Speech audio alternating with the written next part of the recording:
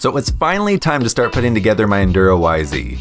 And the main sign that I needed to work on it is that my garage is bursting at the seams with parts from this thing. So much so that they're actually creeping into the house. It's been a minute since we've done some work, but I have been hoarding all the new parts that we need for this thing over the past few months, and we're finally ready to get started on assembly.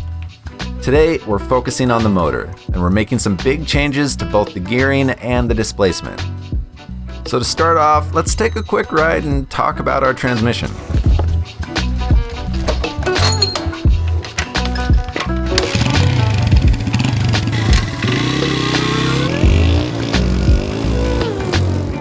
The YZ wasn't designed with trails in mind, but instead it was made for the track.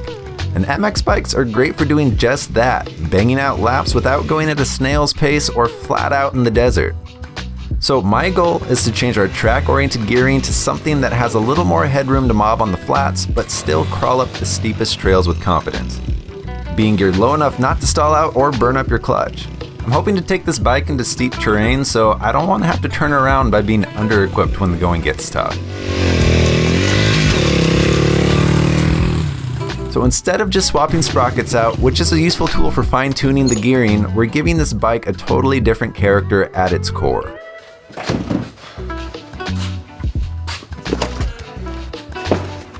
This is a transmission set out of a 2003 WR426, which is actually a 4-stroke. So it's time to finally get this bottom end together. We need to replace all the bearings, everything, and we're starting kind of with the transmission project. You can see I have both the YZ gear set and the WR gear set here. These are the drive shafts, and they're almost identical, so much so to the point where I'm afraid of mixing them up. But you can see that the YZ one is a lot smaller than the WR one, just looking at the gears themselves. There is one small modification that we need to make to the right side case of this engine. It's not a huge deal, but I haven't seen it done a lot, mainly because it's kind of scary to just start taking away material from these cases. But I'm gonna try it for you, that way you can see if it works or not. This engine is about 20 years old now, and it's at least had one rebuild in its lifetime already. I'm not sure what kind of bearings were used in the past build, but they're definitely all shot. So the modification that we're doing is to make this cog, which is first gear, fit in its new home. It's much larger because of the lower gear ratio. You can see the original YZ gear spins freely, while this new WR gear gets bound up around the outside. So for now, we're going to hold off on removing any of the old bearings because we're going to make a huge mess with metal filings. And actually, we need this one transmission bearing so we can get an accurate measurement of the clearance between the gear and the case. So from what I've read, it doesn't take much material removing at all to get this gear to spin freely. I have the transmission shaft put in through the backside so we can actually see just where this gear needs to be. And we're just gonna really slowly start removing some material around this lip all the way around. So hopefully it doesn't wreck it. I don't think it will, but we'll just take our time, go slow, and hopefully get it so we can fit this WR gear in this YZ case. I think you can safely say you're usually up to no good when the Dremel comes out, but in this case, it's our best tool for the job. The question was though, what was the best bit for this? I started out with the flapper disc hoping for a smooth surface, but it was painstakingly slow. So I opted for the riskier route and picked up the cutting wheel. The trick with this is to go slow and steady because we don't want to gouge this thing at all. Basically, for about 45 minutes, it was cut a little, wipe clean, test fit, and repeat. And one really useful pro tip, get yourself one of these massive Sharpies. It comes in really handy for this. You'll want to cover your work area with a uniform coating of marker, so when you've got to fit the gear, it'll wear away the mark telling you where you need to grind. A regular Sharpie works just fine, it's just a little less uniform looking. But this is the best method to check your clearances to make sure that there are zero high spots where your case could contact the gear.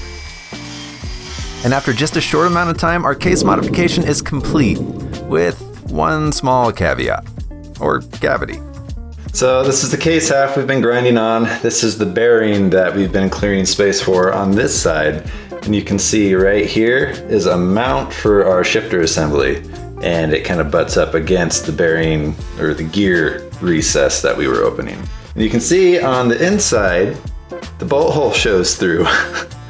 I really didn't want that to happen. It was on my radar and it finally kind of poked through. But honestly, I don't think it's a big deal because this whole area sits in an oil bath anyway, so it's not like we have to worry about oil going from one side of the case to the other. And since we're screwing it together with a bolt hole, it plugs up that hole anyway. The only thing that I might be worried about is weakening of the metal right here. So my heart sank when it first happened, but after rationalizing, I think it'll be fine. But if you see a video on my channel in the future that says like my bike blew up and I know why, I'd thought about filling it with JB Weld or something, but I'd rather not risk something coming loose and toasting the transmission. So, using a pick, I just removed any loose material and called it good. With the modifications done, now it's time to actually rebuild this thing. If you know me at all, I'm terrible at keeping track of things, so to make sure I put all the correct bearings back in the correct spots and in the right orientation, I'm making some templates. They're also useful for keeping any hardware organized and in the correct places too. Using a bearing driver kit, we'll simply be pounding these old bearings out to get ready to put the new ones back in.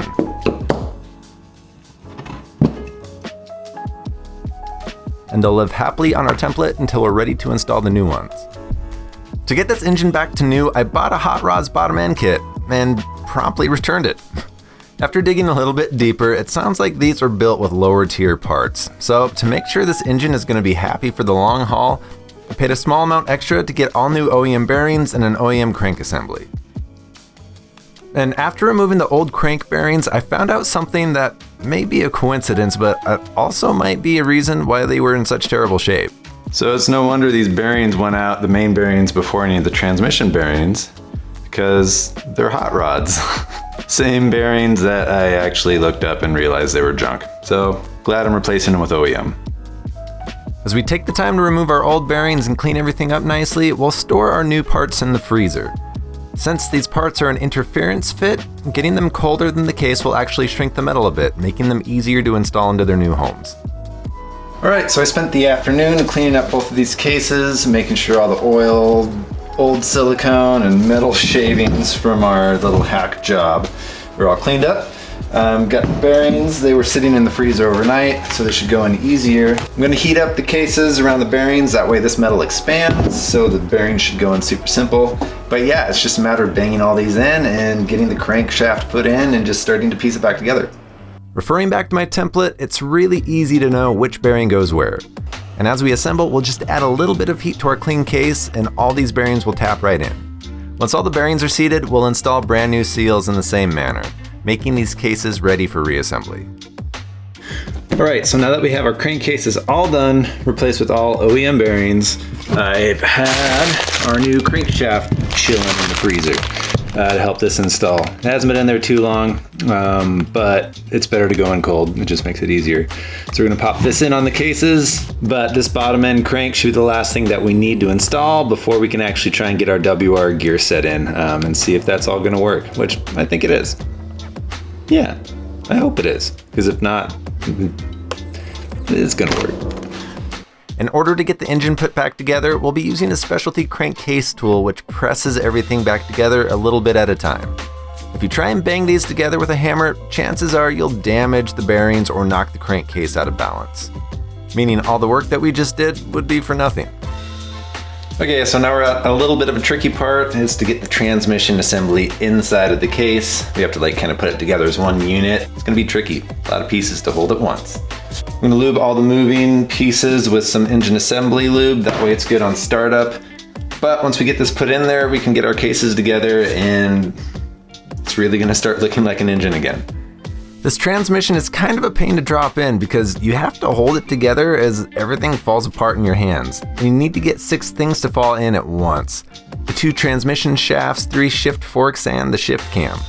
It's awkward enough that I can only do one continuous shot, but after enough fumbling, we got it all together and I could even roughly shift through all the gears. Everything's looking really good so far. Now we have one final piece of this part of the project, and that's to get our case halves put together. Usually, you'd have a gasket for mating surfaces like these, but in this case, that's not the case. We'll actually just use a silicone type gasket maker called Yamabond. I just wish it came in a smaller tube.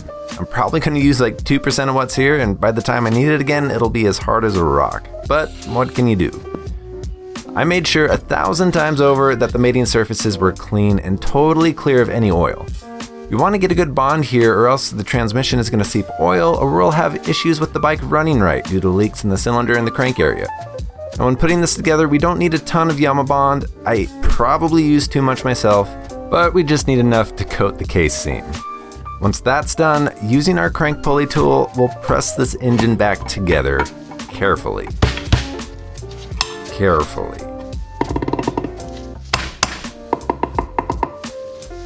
Once your cases are mated, flip over the engine, replace and torque all the case bolts, and this transmission swap is complete.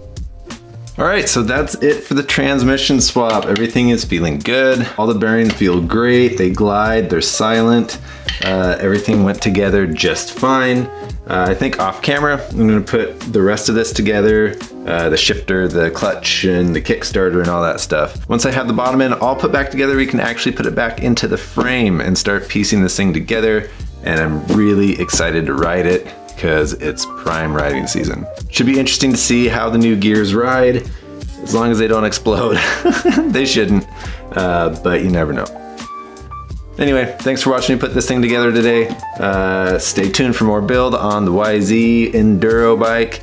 And until next time, keep that rubber side down.